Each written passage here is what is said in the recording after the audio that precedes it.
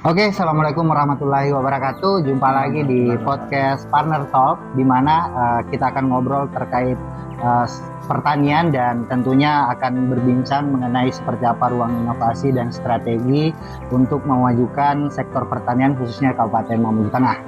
Dan sudah hadir bersama saya Bapak Andi Aslamsyah selaku asisten 2 dan beliau yang akan nanti berbicara seperti apa program agropolitan terpadu melalui networking dan elaborasi rencana atau lebih dikenal dengan jargon partner. Selamat datang Pak.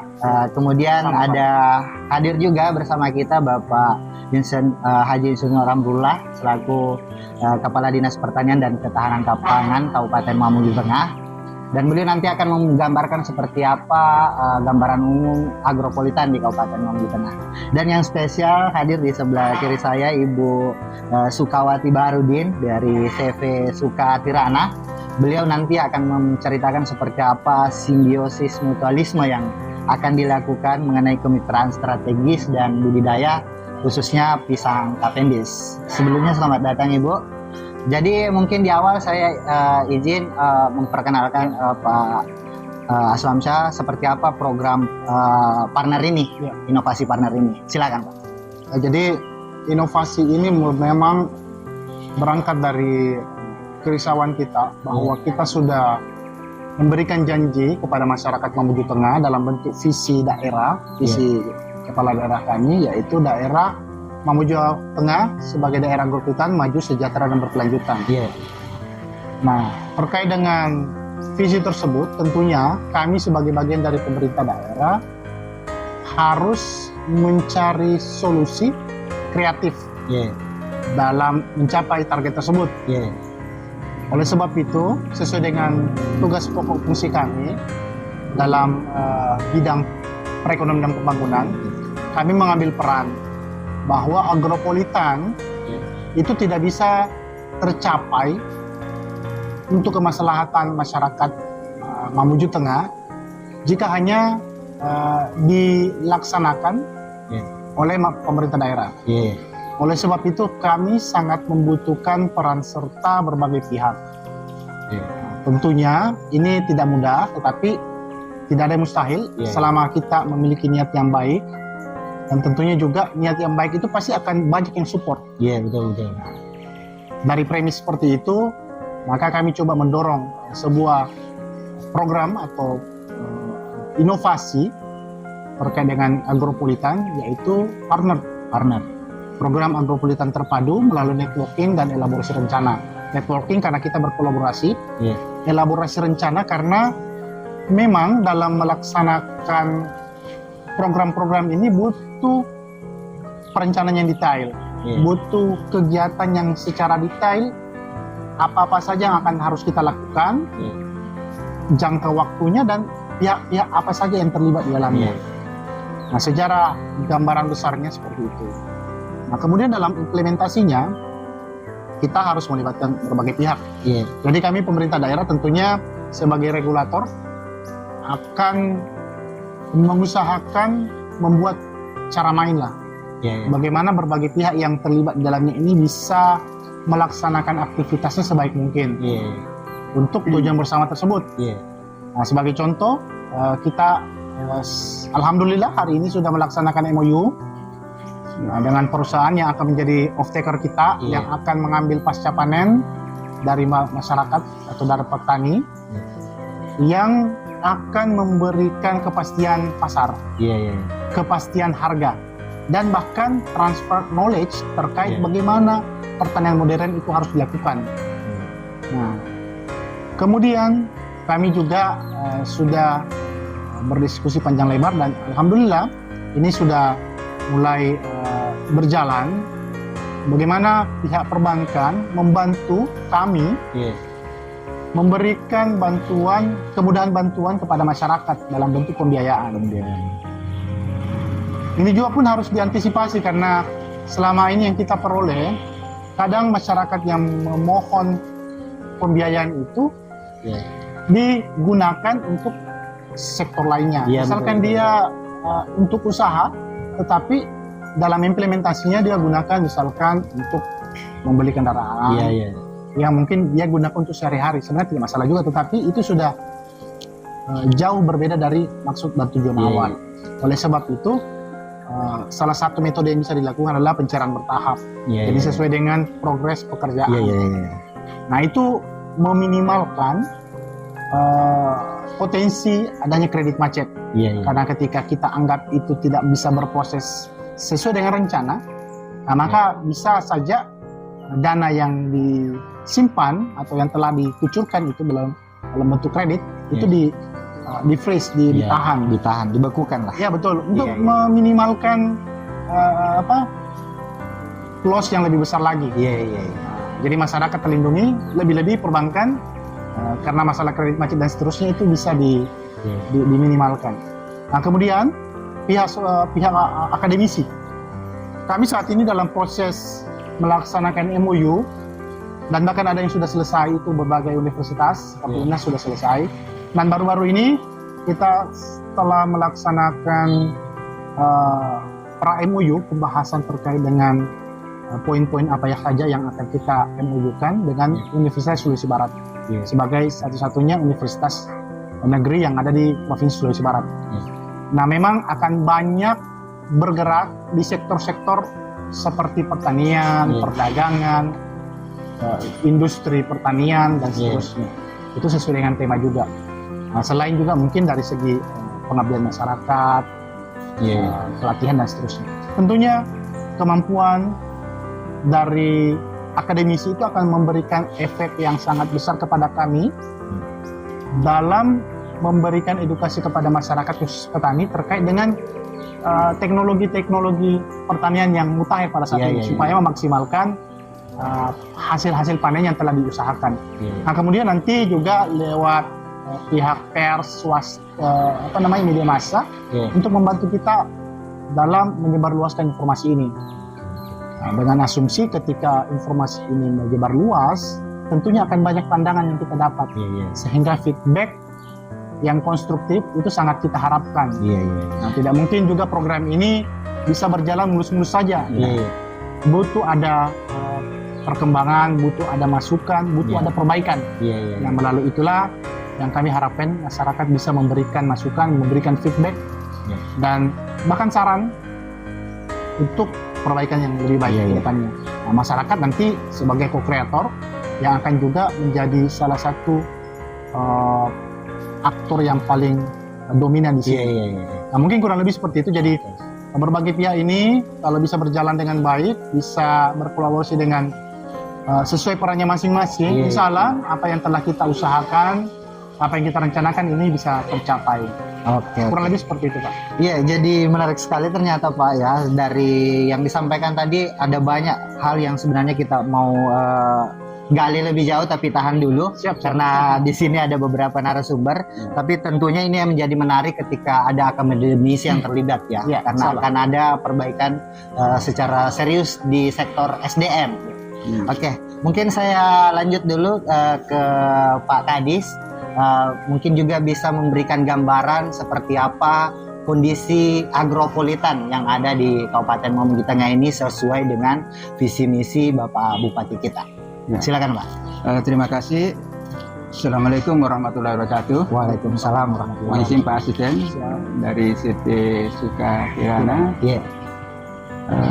Alhamdulillah, saya ingin menambahkan tadi sudah dijelaskan oleh Pak Asisten sebagai reformer yang punya inovasi dengan judul partner. Tentunya saya dari Kepala Dinas Pelaksana Tugas Kepala Dinas Ketahanan dan Pertanian Kabupaten Mamuju Tengah tentunya memberikan apresiasi dan dukungan terhadap proyek perubahan yang dilaksanakan oleh Pak Asisten bidang ekonomi dan pembangunan sebagaimana diamanahkan di dalam RPJMD Kabupaten Mamuju Tengah itu bahwa visi Bupati yaitu Mamuju Tengah daerah agropolitan yang sejahtera, maju dan berkelanjutan. Nah saya sebagai diberikan amanah tentunya punya tanggung jawab besar. Iya. Karena di situ adalah berbunyi agropolitan. Iya. Nah, secara umum adalah itu berbicara mengenai masalah pertanian secara umum. Iya. Jadi pertanian agropolitan itu adalah pertanian modern. Iya. Nah, dengan hal itu saya mungkin bertanggung jawab untuk membuat strategi kebijakan terkait dengan untuk mengawal visi misi bupati dan wakil bupati. Iya. Dan tentunya saya bergerak di hulu. Bagaimana proses peningkatan produksi lewat budidaya itu. Iya. Iya. Nah, bukan saja kalau di Mamuju Tengah ini, kalau berbicara masalah itu mungkin sudah kita pahami semua bahwa memang memberikan kontribusi besar perekonomian untuk Kabupaten Mamuju Tengah dari sektor perkebunan sawit. Iya. Tapi saya sampaikan kepada teman-teman petani, kita perlu memang berpikir bahwa harus ada penganekaragaman usaha.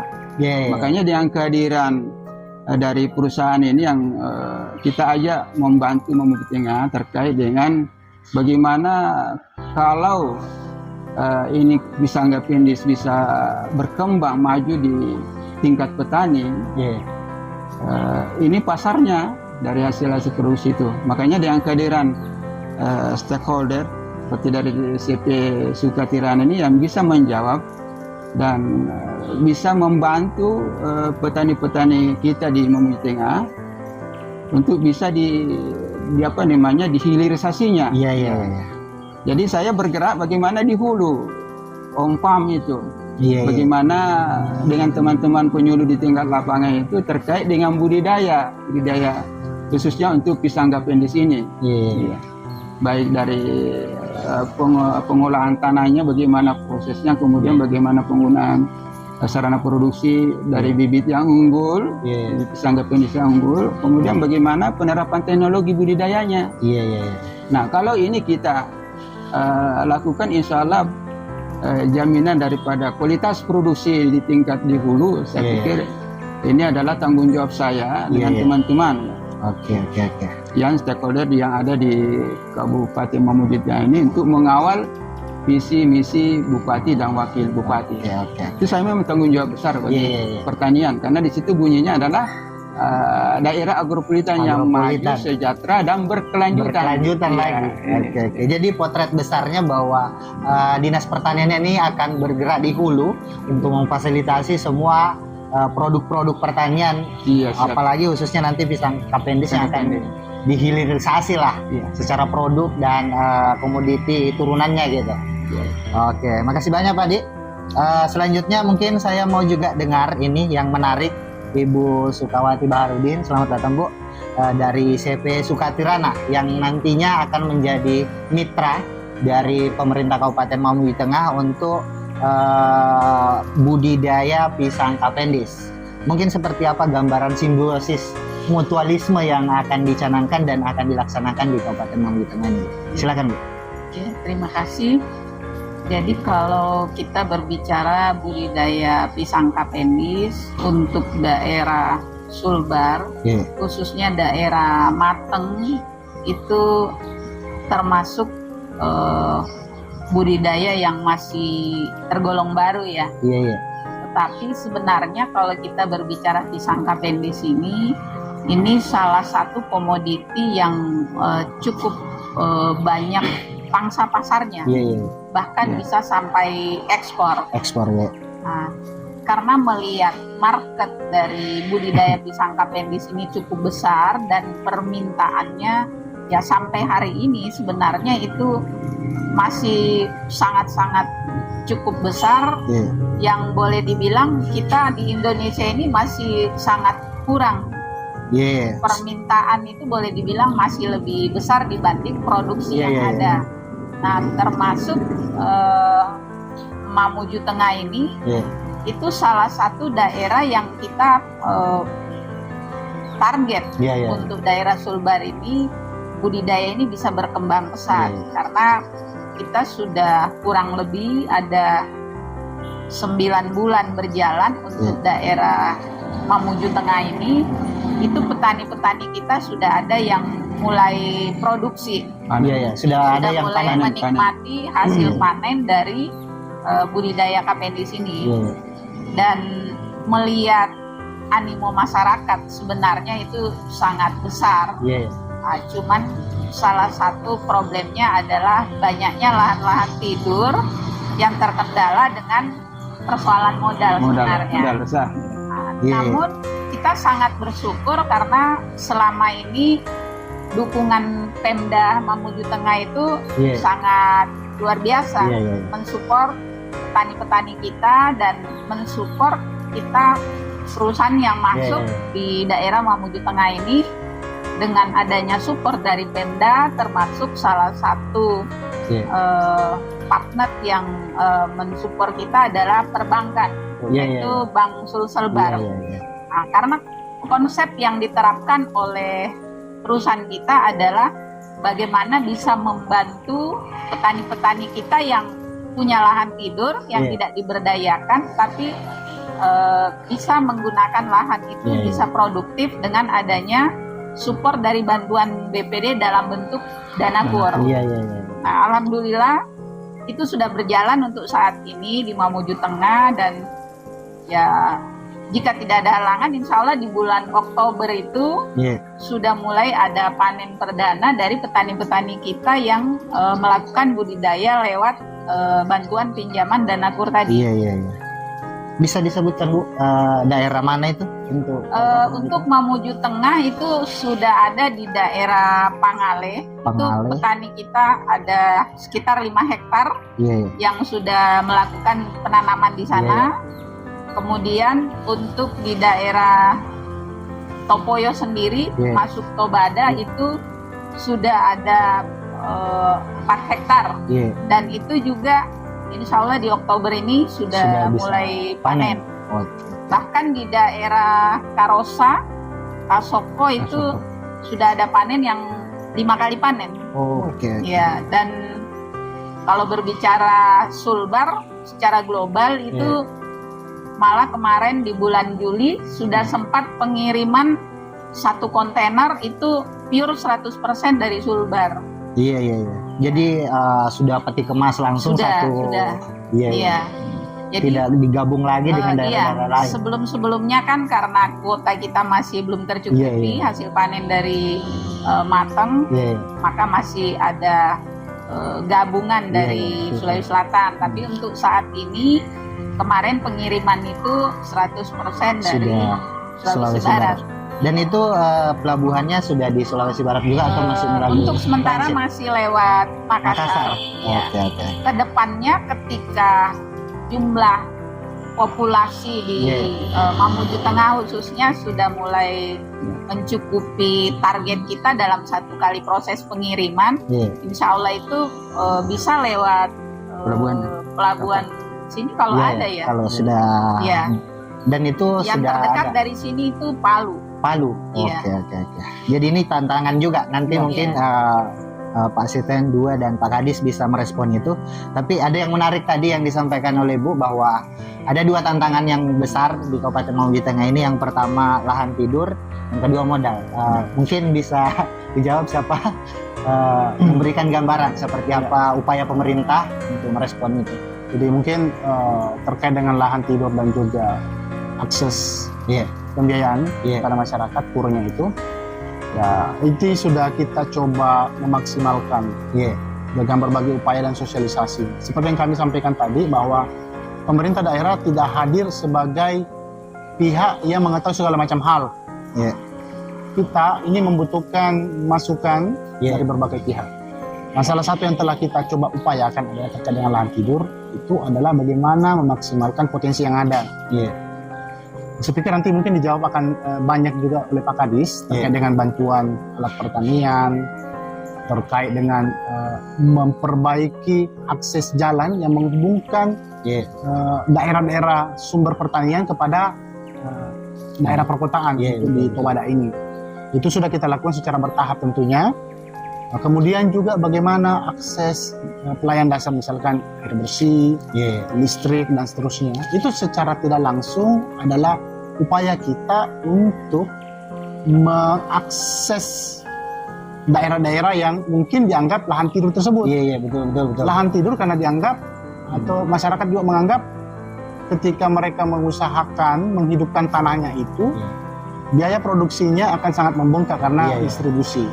Nah, dengan usaha-usaha perbaikan jalan, pemenuhan kebutuhan dasar masyarakat yang tadi, itu tentunya akan sedikit mempermudah dan memudahkan masyarakat dalam hal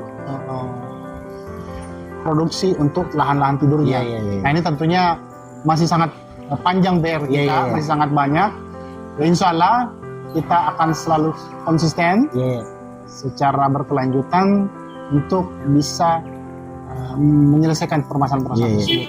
Nah, terkait dengan pembiayaan, ya ini masalah-masalah seperti ini ya terkait dengan bagaimana perbaikan data, perbaikan informasi yang ada di daerah supaya ketika masyarakat kita ingin mengajukan permohonan, itu bisa terbantu. Misalkan kakaknya mungkin belum Mamuju Tengah. Betul. Nah, itu kan sepele tetapi fundamental. Karena itu salah satu syarat juga. Nah, terkait misalkan kredit macet.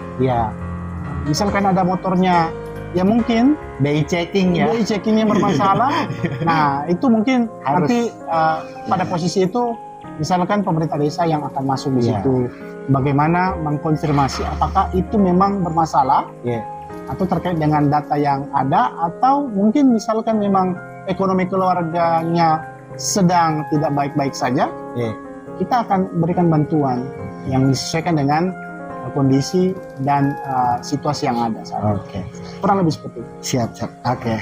Pak Kades juga mungkin ada yang mau direspon. Terima kasih. Makanya saya menyambung dari Pak Asisten bahwa untuk bisa petani ini berdaya, betul-betul bisa berbuat maksimal, tentunya saya berupaya juga bagaimana memfasilitasi mereka mengakses permodalan itu.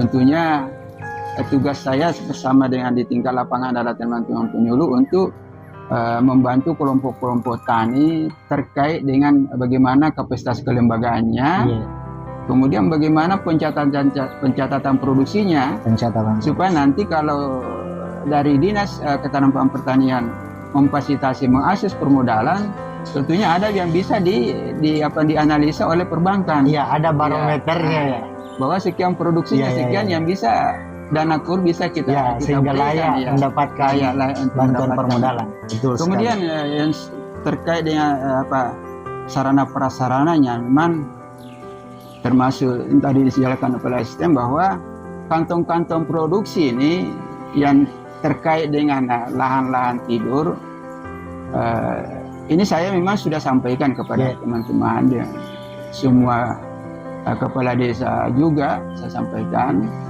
bahwa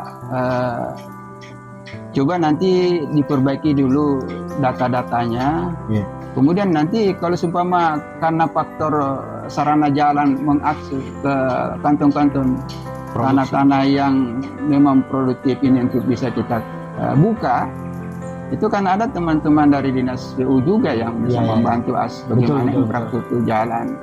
Kemudian terkait dengan, karena bukan saja pisang gapian di sini, sektor pangannya dengan pertanian sawah ini, ada teman-teman dari Dinas PU juga terkait dengan bendungan pengarangnya yang bisa menjawab semua itu. Makanya kita memang semua stakeholder atau OPD-OPD terkait itu harus memang kita ada kerja-kerja kolaboratif, kerja-kerja action untuk bisa mewujudkan bagaimana pertanian ini petani kita bisa sejahtera, bisa maju dan bisa berkelanjutan. Nah, makanya juga saya sampaikan bahwa jangan kita hanya satu komoditi saja dari awal saya katakan, jangan satu komoditi, supaya nanti kita ada penganeka-ragaman usaha. Jadi kalau seumpama sawit, harga sawit ini adalah bahan ekspor yang CPO. Nah, kalau terjadi gejolak harga turun, makanya masih ada kita tunggu apakah dari budidaya coklat kita masih ada pisang gapinis kita yang bisa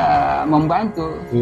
Makanya saya sering sampaikan kepada teman-teman penyuluh itu harus memang edukasi petani-petani kita bahwa kalau banyak lahan jangan semua sawit di sana. Iya. Harus ada Ada keragaman. pisang pendek, Iya. ada nenas madu. Iya.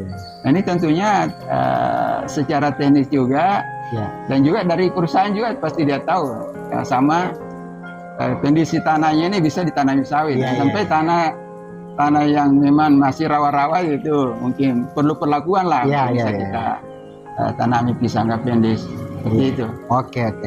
Dan mungkin saya ingin mengulik sedikit Bu terkait dengan mungkin ada target besar ke depan, khususnya Mamuju Tengah ini dilihat sebagai potensi budidaya kepanji, seperti apa gambarannya, dan supaya ini bisa mengajak masyarakat yang ada di Kabupaten Mamuju Tengah ini untuk terjun langsung, khususnya mulai dari akses awal sampai nanti pasarnya mereka gitu. Atau ada mungkin turunannya nanti yang bisa juga diarahkan seperti itu. Iya. Silakan Bu. Jadi untuk saat ini kami secara global sebenarnya itu punya target agar kita bisa pengiriman yang sesuai dengan yang kita harapkan itu minimal ada 50 hektar. 50 Itu hektar. minimal ada 50 hektar lahan yang sudah berjalan, Iya. itu sudah bisa berkesinambungan sebenarnya. Untuk permintaan Iya. per bulan atau per Iya. tahun? Sebenarnya kita kalau mampu setiap bulan target itu Iya. jauh lebih bagus. Iya. Bahkan kalau bisa dalam sebulan 2 kali pengiriman itu Iya, jauh iya. lebih bagus. Kenapa? Karena pengiriman ke Jabodetabek itu permintaan cukup besar. Iya. Ini masih lokal, Iya. regional. Jangankan Jabodetabek, untuk Sulawesi saja itu kita permintaan belum bisa kita penuhi. Surplus. Iya, masih sangat-sangat jauh. Jadi Peluang. ya, jadi petani sebenarnya ketika bisa melakukan budidaya ini itu cukup besar. Iya.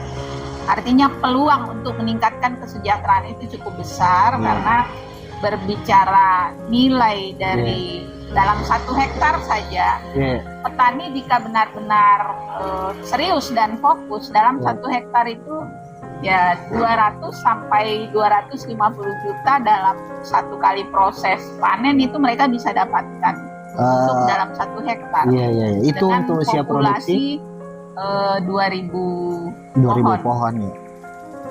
Iya. Nah, kalau awal itu proses panen perdana itu jangka waktu yang dibutuhkan 8 bulan. 8 bulan. Bahkan petani yang sedikit rajin itu bisa di bulan ke-7 itu sudah bisa panen perdana. Iya. Dan untuk komoditi pisang kapendis ini hanya panen perdana itu yang rentang waktunya agak lama, 8 bulan. Tetapi kalau misalnya sudah panen-panen berikutnya itu sudah proses 4 bulan petani sudah panen, 3 bulan sudah panen. Jadi rentang waktunya itu cukup makin pendek singkat, lah ya. Sehingga ya untuk berbicara hasil sangat bisa menopang sebenarnya kesejahteraan petani. Perputarannya justru lebih cepat. Lebih cepat dan ya jumlahnya cukup lumayan tinggi. Iya. Sehingga kita mengajak ya untuk Mamuju Tengah petani ya ayo rame-rame membudidayakan kapendis ini, karena kapendis di samping buah segarnya bisa langsung jadi uang, itu juga ada produk-produk turunan dari buah segar tadi bisa dibuat dalam bentuk keripik pisang kapendis, dalam bentuk sale, bisa dalam bentuk selai, kemudian yang kreatif buat puding, cake, semua itu bisa menghasilkan uang. Betul. Bisa sampai brownies. Iya. Dan itu sudah berjalan. Tinggal petani-petani kita mengikuti itu karena bukan mau memulai tapi sudah ada tinggal mencontoh. Iya. Tinggal mencontoh. Oke. Menarik sekali ternyata potensi penghasilannya bisa sampai ratusan juta, tetapi lagi-lagi tadi itu kita harus mulai dari awal di usia produksi 8 bulan. Iya. Itu baru bisa produksi, tetapi usia berikutnya itu akan lebih singkat gitu. Oke. Selanjutnya mungkin ada yang mau disampaikan terakhir sebagai closing statement dari Pak. Jadi sebagai closing statement ya Pak ya. Iya. Tentunya program atau proyek inovasi yang kami gagas ini sebenarnya bukan langkah akhir. Justru kami anggap ini adalah langkah awal dalam kerja-kerja besar kita, kerja-kerja keras kita di kemudian hari. Mari kita sama-sama mendukung, mensupport, dan saling menjaga kolaborasi ini tetap berjalan dengan baik. Nah, yang menjadi titik krusial di sini adalah kita menjaga kepercayaan. Karena stakeholder ini berbagai pemikiran, berbagai ide dan juga berbagai gagasan. Nah, untuk menyatukan itu adalah visi yang sama. Ini sudah dilakukan. Untuk menjaga visi yang sama itu tentunya trust, kepercayaan. Jadi mari kita kawalin sama-sama. Kita mengambil peran sesuai dengan apa yang kita bisa ambil. Tentunya apapun itu, setinggi apapun mimpinya, kalau kita bisa bekerja bersama secara terencana, insya Allah kita akan bisa capai itu. Amin. Oke. Jadi intinya yang disampaikan tadi bahwa mari kita jaga trust antara mitra, antara pemerintah, antara masyarakat dan semua unsur untuk sama-sama terus mendorong potensi agropolitan yang ada di Mamuju Tengah. Terakhir mungkin Pak Kadis ada juga yang mau disampaikan? Ya, terima kasih. Jadi saya memberikan apresiasi dan dukungan dari proyek perubahan inovasinya Pak Asisten ini. Mudah-mudahan itu terus berkesinambungan. Amin. Dan juga dari perusahaan mudah-mudahan bisa kita terus bersinergi. Saya lagi mengatakan kita membantu petani pisang Gapendes di Mamuju Tengah ini. Namun terkait dengan itu yang permodalannya, karena mitra kita harus memang dari bibit pisangnya itu dengan ada produk-produk lain yang harus memang kita juga harapkan beli dari situ. Nanti hasil panen petani bisa diambil juga, jadi bergulir gitu. Ya saling menguntungkan lah. Sama itu saling menguntungkan. Itu mungkin saja Pak. Oke. Jadi intinya pesannya Pak Kadis bahwa bagi kita membangun simbiosis mutualisme, baik dari mitra kerja antar lembaga pemerintah, lembaga perbankan dan stakeholder dan masyarakat. Mungkin itu diskusi Partner Talk hari ini. Sampai ketemu di diskusi berikutnya. Sekali lagi terima kasih. Assalamualaikum warahmatullahi wabarakatuh. Waalaikumsalam warahmatullahi wabarakatuh.